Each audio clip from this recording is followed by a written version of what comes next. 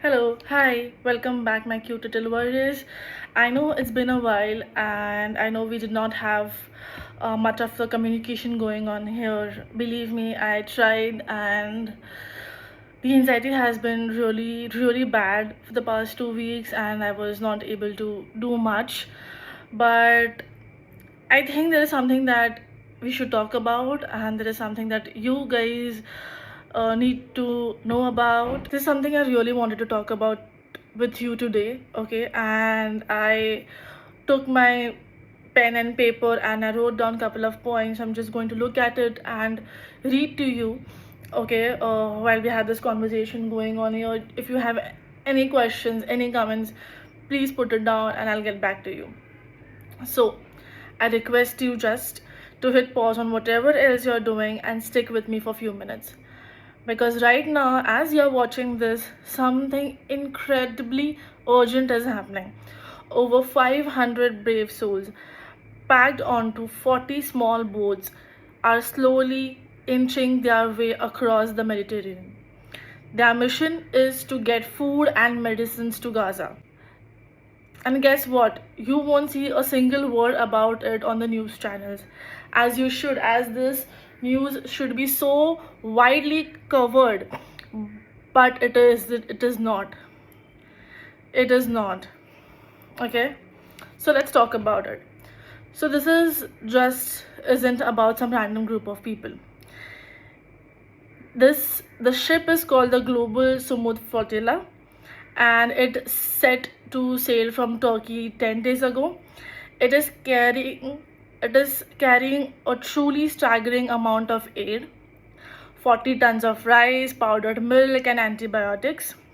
It is carrying all the essentials that is required in Gaza. There is shortage in Gaza for their survival. Now, if you have been following the situation for a while, you'll know that Israel's naval blockade has pretty much intercepted every single freedom flotilla since 2010. And this time, no different. Just this week alone, 5 of these 8 boats have already been rammed or hijacked by Israel. I mean, can you even imagine? They are just trying to deliver aid. They are trying to bring food and medicines to Gaza for children dying of starvation. In 2025, a genocide is going on and kids are literally dying of starvation. And all these boats, all these activists on the boats, on the ship, is all they are trying to get the needed care to Gaza. These people on boats are not soldiers, these are regular folks. They just have extraordinary courage. These aren't hardened activists in the way the media often portrays them. They are human beings driven by a desperate need to help. They are broadcasting SOS messages over shortwave radio because the satellite uplinks have been completely jammed. Just think for a second, okay? They're literally trying to cut off a message to anyone who will listen. What is the message? It is simple. They're asking for one thing, to let the food through. That's it. It is just rice and antibiotics that actually work. It is not a complicated request. It is about basic human dignity and survival. I think anyone who has been following the news from the past 2 years, you know that it has been months of relentless, heartbreaking headlines. We all know that Gaza is facing one of the most humanitarian crises in recent history, and these news channels keep on calling that it is some kind of conflict and stuff. It is no conflict. It is a genocide. There's thousands of people, especially women and children, being murdered, being killed by Israel. Okay, so many of them are injured. Babies have been starved to death. Doctors have had to perform surgeries without anesthesia, and millions of population that have been displaced. You know that more than 61,000 Palestinians have died. More than 1 lakh of them have been injured in this genocide.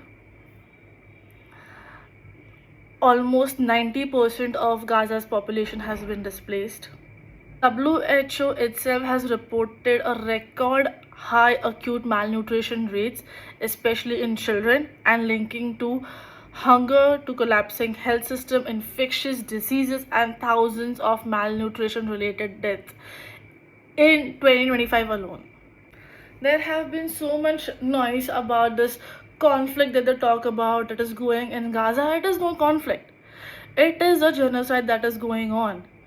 Okay, carried by Israel, backed by US. Okay, these are not numbers. These are human beings. Over 60,000 people dead. 60,000 in over the past 2 years. These are recorded numbers. We can't even imagine what are the unrecorded ones are. And we are talking about 2.2 million people trapped in Gaza.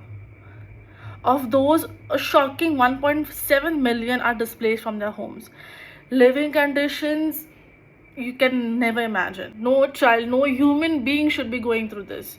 The UN itself said that the famine thresholds have already been crossed in northern Gaza. Famine in 2020-25.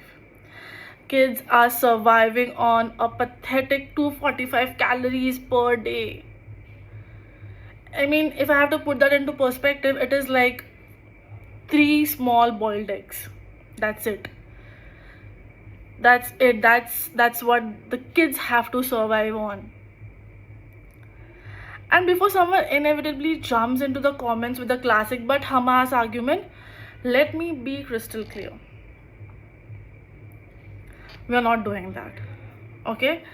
I mean, it's been long. I'm not going to explain it to you. But Hamas did this, but Hamas did that, and everything. Get over that bullshit. Get over the fucking propaganda. Okay?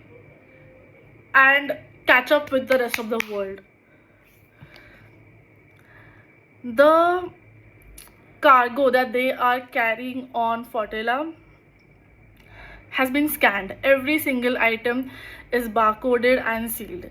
There are no weapons, there is no cash or anything that Israel would supposedly say is going to be repurposed. It is just insulin pen for diabetics and baby formula for infants. If that sounds political to you, then I genuinely have to ask, why do you think powdered milk is political? Why is saving a child's life with basic nutrition or medicine considered a political act? It shouldn't be. It is humanitarian. It is basic. It is a basic thing that should be available to a child. Whenever such kind of blockades happen, Israel has always stated that it is for the purpose of security reasons. This is their official line. However, human rights organizations around the world have consistently and for good reason has called it collective punishment against the entire population of Gaza. Regardless of the label, the reality is stark. Gaza is completely controlled by the Israeli Navy. The current flotilla, the global Sumud, is actually the 14th attempt to break the siege by sea. 14 attempts. Every single previous boat was either towed by the Israel port or simply impounded. And the aid, according to Israeli records, it was supposedly later trucked into Gaza, but only after a security check that sometimes took months. Can you guess what happened to half the antibiotics and perishable goods during these months? They expired. They became useless. The aid was effectively rendered worthless. Not because it was dangerous, but because it was deliberately delayed. I don't know if you guys remember, but there were pictures coming from Gaza where so many trucks were standing right at the border of Gaza, lined, but they were not allowed inside. They were not allowed inside. The aid was not provided to the citizens. It was delayed, and which obviously rendered it being expired and of no use.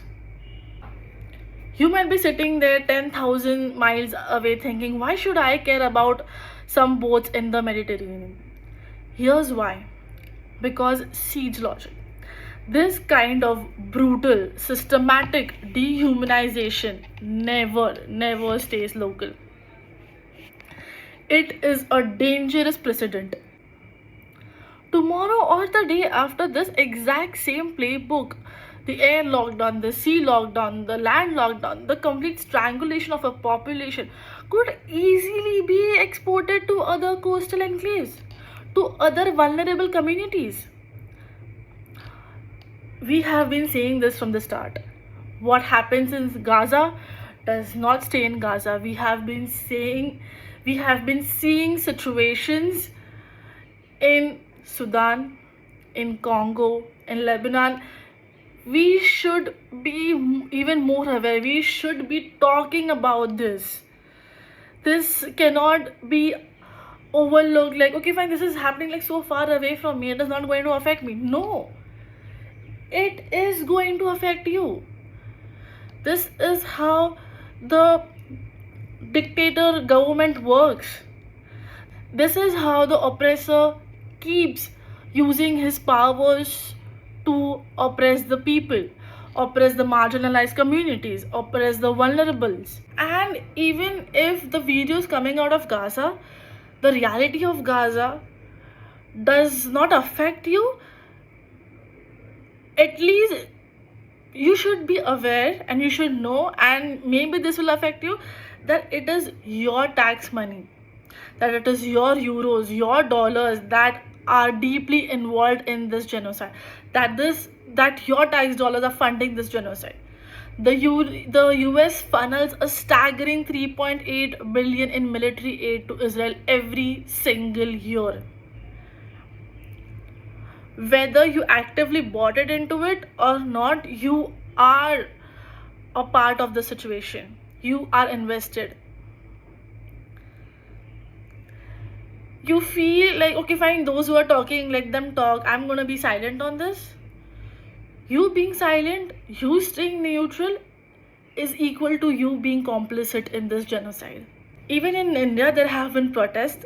There have been marches where they have called out brands to be boycotted as they fund Israel. We know those brands: McDonald's, Domino's, Burger King, Zara, Starbucks. These are brands that you need to be boycotting. Boycotting works. Starbucks has been heavily affected by this boycott in US. If you can't do much from where you are right now, if you can't, if you don't know how to support Gaza, there are many ways you can do it. Start talking about it. Start sharing about it online. Make people aware what is going on. Stop consuming from this brand. Stop shopping from them. Stop ordering foods from them. There are so many help aids that are going on right now. Help Gaza. Help the people to move out of Gaza. Help them to buy food. Because whatever food they have available is at a very high cost. So maybe help them so that they can buy food for themselves. If you think you cannot donate, it's okay. There is no pressure. But keep talking about Gaza. Keep sharing. Keep engaging to the content. Make them feel seen. Gaza currently does not need heroes. it needs people like you and me. It requires people like us to get up, to go on the platform, to use their voices and talk about it, and to maybe get on streets and protest and ask the government to disinvest from Israel. That's what we need. I mean, it's 2025. Okay, why the hell do we have to say to people that starving a whole population is wrong?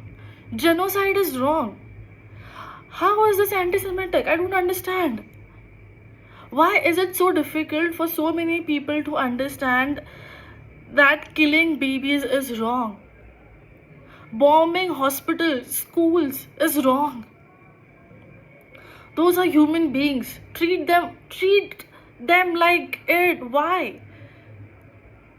I don't even understand how can people argue on this and not support it.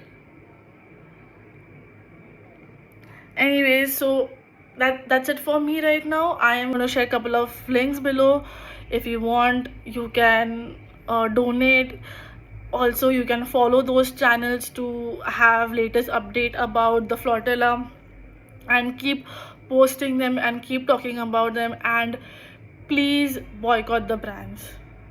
That's the least you can do. Thank you.